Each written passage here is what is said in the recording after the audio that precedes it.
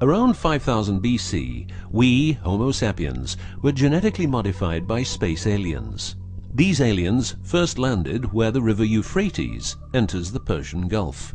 The reason is that in that area, a high concentration of what is called monatomic gold is found in the seawater, while nowadays the highest concentration is found on the islands of Hawaii.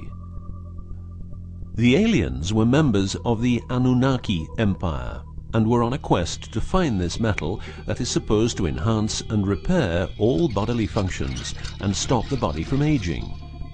Monatomic gold is what is called a superconductive metal.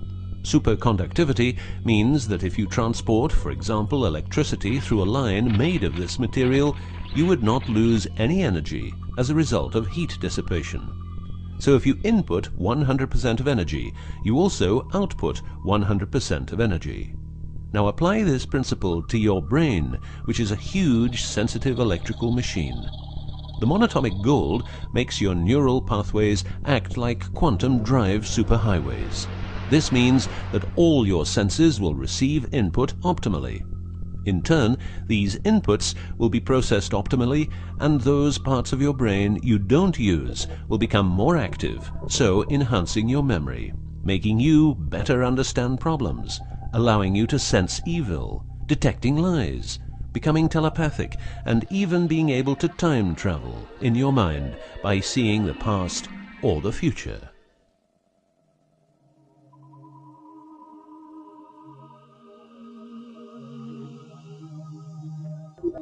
So the Anunnaki, which is the name of the empire which includes races like the Saurian, or as they are called the Reptoids, the Argarians or Nordics because of their human looks, and the Greys from Zeta Reticula, were looking for monatomic gold. This involved enormous effort because it had to be extracted from seawater, or by processing it in such a way that the gold, usually in pairs of 8 atoms per molecule, could be separated into individual particles. In this fashion, the monatomic elements were separated from the multi-atomic cousins. In a similar way, uranium-235 is produced. For the use as intelligent slaves, the Anunnaki took a man, let's call him Adamski, and took out a part of a rib. This is because the rib is a part of the human body that can be removed without causing too much damage, and because the rib contains bone marrow, it's a perfect source for DNA. The Anunnaki modified the DNA for a better manipulation of the humans and implanted it into a woman, let's call her Mulva. Mulva then had children with Adamski, and their children were, just like Mulva, genetically modified. These humans worked for the Anunnaki, but not a lot of humans knew about the Anunnaki, and then, for some reason, the Anunnaki disappeared. An interesting detail is that the symbol for human DNA resembles the word Yah, which is God, but surely this is a coincidence.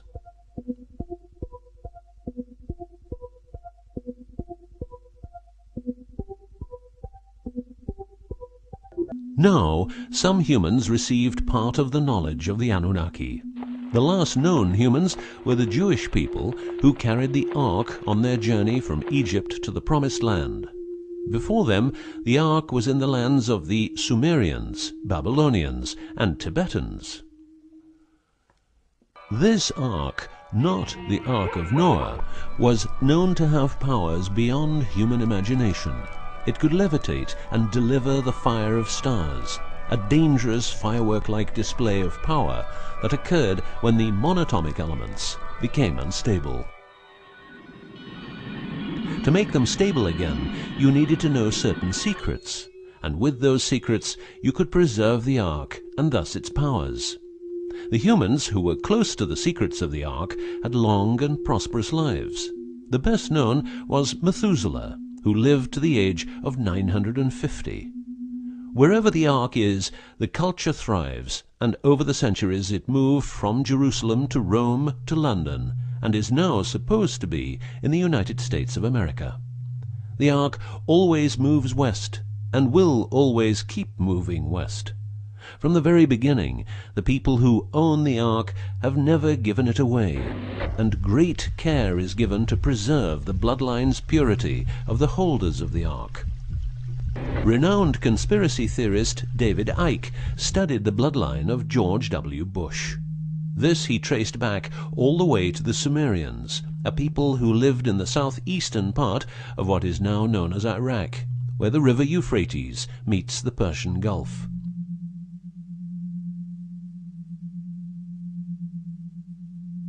The secrets of the elements of the Ark, scientifically known as ORMs, orbitally rearranged monatomic elements, are nowadays hidden by secret societies that have control over society worldwide.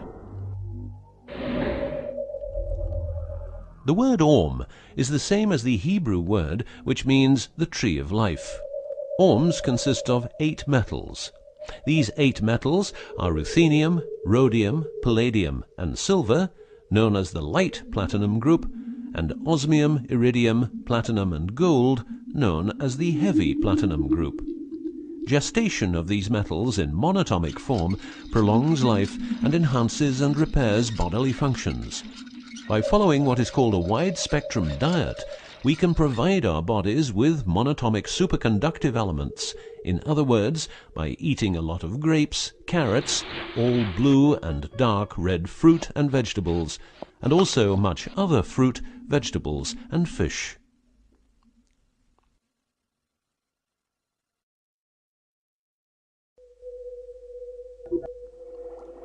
There are countless fragments of footage shot by both Russian and American astronauts, which show the vast number of lights that seem to be attracted by releases of electromagnetic energies by both the Earth and man-made objects such as satellites. In Building 8 of the Johnson Space Center in Texas, the USA, high-resolution pictures taken by satellites are photoshopped each day to remove proof of aliens. In the film The Secret NASA Transmissions, the footage, it becomes clear that astronauts have grown accustomed to these strange anomalies, and that even in 2000, an unprecedented cooperation between NASA, the Russian Space Agency, and a committee of UFO experts was formed to share knowledge on this subject. To better understand this whole story, a few revelations are in place. Everything vibrates because atoms vibrate, and that is because the subatomic particles are in harmonic resonance, a fancy word for vibration and keeping themselves in equilibrium. Gravity is vibration generated by the presence of mass, and it can be neutralized by altering the harmonic resonance of the gravitational field. In other words, if you generate vibrations, you can alter gravity, and with superconductive materials, the amount of energy needed for generating the vibrations is greatly reduced. A practical example of reducing one vibration with other vibrations is the use of anti-sound. If you instantaneously produce the exact opposite waveform that comes towards you in the form of sound, the sound will cease to exist. This is called destructive interference. One of the forms of creating anti-gravity is called auditive levitation, a method used by Tibetan monks to elevate rocks over 250 meters high and 250 meters distance. By arranging drums and trumpets extremely precisely, together with some 100 men chanting, all arranged in a precise manner, the monks, after about 5 minutes, could levitate a rock weighing a ton and place it exactly where they wanted it. Theorists around the world theorize that huge monuments like those of the Egyptians and Mayan people were built this way. Other examples of anti-gravity we find in the vast amount of U.F.O sightings.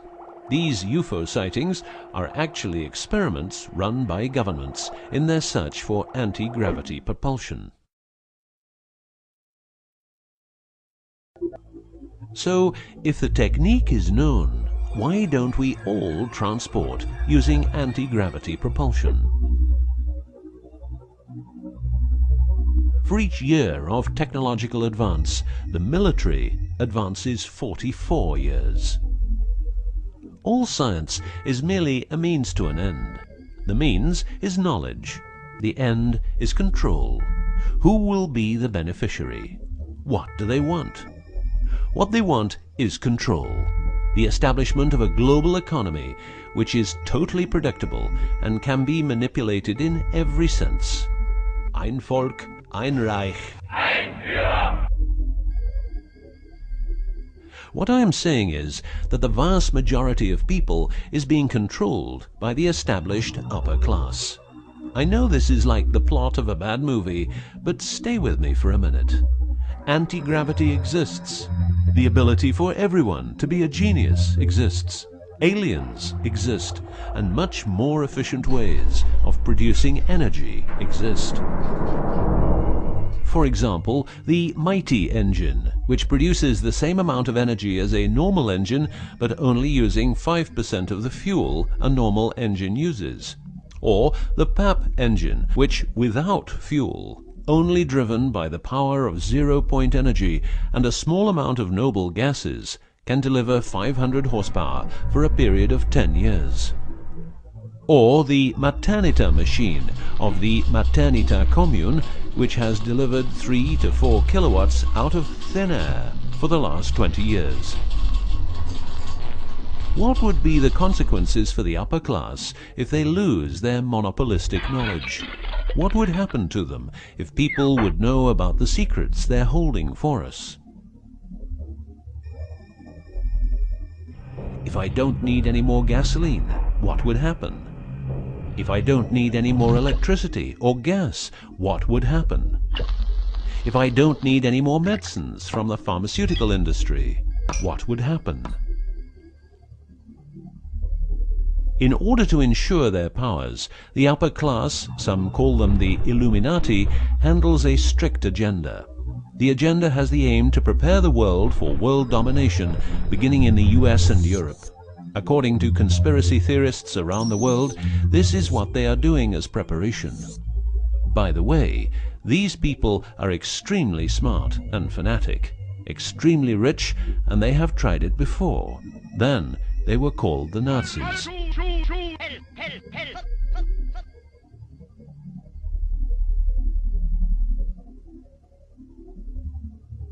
Although what you are going to see and hear sounds very peculiar, remember that a lot of people, for instance, ex-personnel of the US and UK armed forces, have been brutally murdered for making their information public.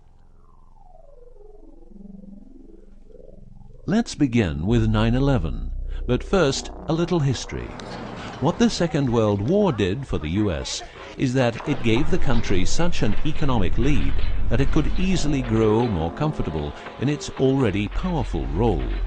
The industry of war gave everybody jobs, and therefore everybody could start consuming. Marshall aid gave Europe the economic impulse it needed. In other words, war leads to flourishing economies and leaps forward in technology. The process of transformation, even if it brings revolutionary change, is likely to be a long one, aside from some catastrophic catalyzing event like a new Pearl Harbor. These are the words of a neocon think tank whose members count people like Dick Cheney, Wolfowitz, and Donald Rumsfeld. What it says is that America needs a war to transform into its next shape, and 9/11 is our new Pearl Harbor.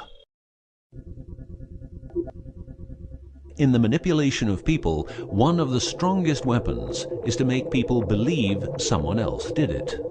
What I'm trying to say is that the US government is trying to make the people believe Osama did it. But did Osama do it? Did you know that 6 weeks before the WTC towers collapsed, the owner had a new insurance policy made up, ensuring that the owner, if the towers would collapse due to a terrorist attack, would receive the amount of $3.5 billion. The owner, because 2 towers went down, tried to claim 2 times $3.5 billion, but only received 2.2. What happened to building number 7?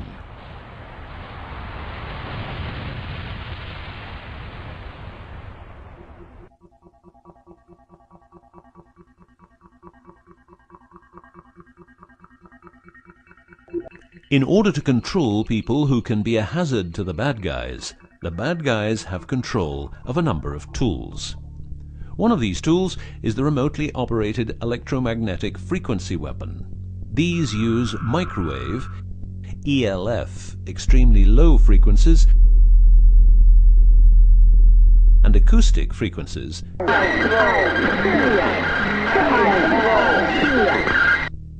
to covertly attack and harass innocent citizens. The use of frequency weapons on humans for behavioral control and murder is not new. For well over 50 years, neuro-electromagnetic frequency weapons have been perfected for their covert use in warfare. These classified, non-lethal or silent weapons, as they are known in the trade, have also been perfected by experimenting on an innocent and unsuspecting public since their early development. Directing a beam of frequencies to a human can cause a series of effects. A well-known effect is ELFs causing nausea, headaches, wild racing heart without cause, sudden violent itching in different parts of the body. A frequency weapon can look like this, or like this. Its shape depends on how frequencies have to be directed to the target. Did you know that the U.S. Patent and Trademark Office holds a vast amount of patents for machines which can be used in direct or subliminal mind control systems? Here are a few. Method and system for altering consciousness. Superimposing method and apparatus useful for subliminal messages, subliminal message generator. Enough about the frequency weapons.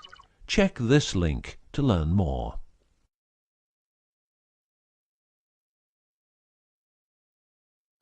You will realize that to control people, you have to know what they are communicating. So in the 1950s, the UK and USA decided to set up the world's biggest espionage network to make sure all communications between Russians and spies or allies were monitored.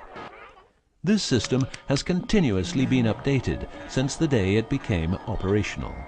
The system's name is Echelon and consists of a vast network of listening posts, extremely advanced computers, an enormous number of people, dishes, and taps.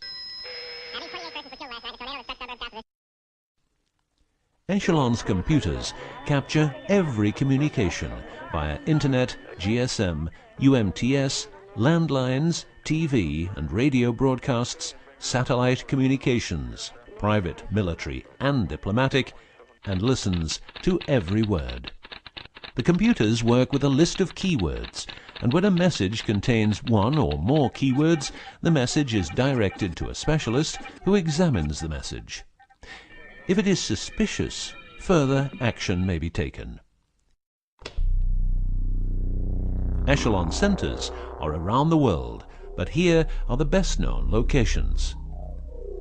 Menwith Hill, North Yorkshire, England.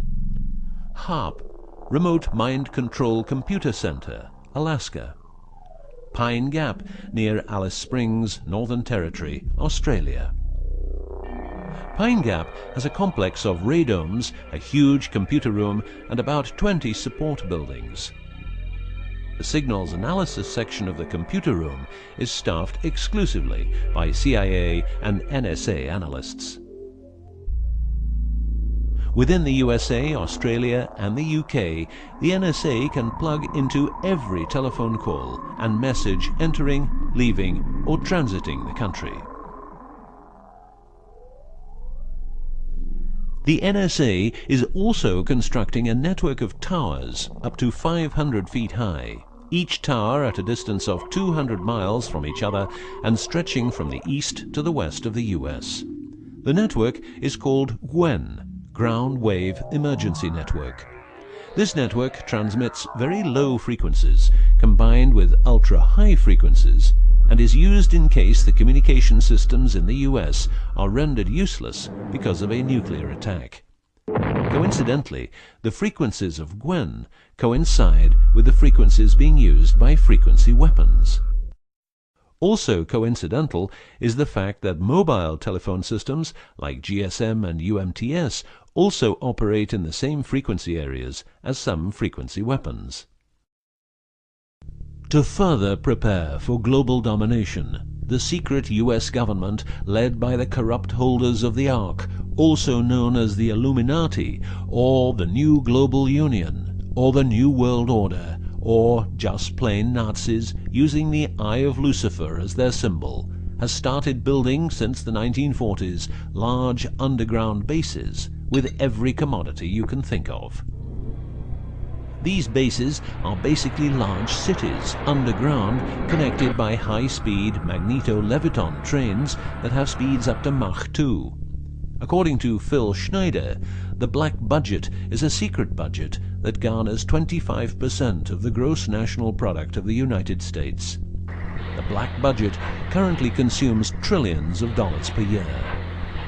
Presently, there are over 129 deep underground military bases, or DUMBs, in the United States. These underground bases were built using nuclear-powered laser drills that can drill 7 miles per day. Also, dedicated nuclear explosions were held to create large underground spaces. A lot of contractors work in these places, but never more than 3 to 4 weeks. Always under strict supervision, and before entering a site they are warned that if they talk about what they see, it will cost them their lives. As mentioned, men are the result of a genetic modification by space aliens. These aliens have been on Earth for a long time and lived in large underground cities all over the world.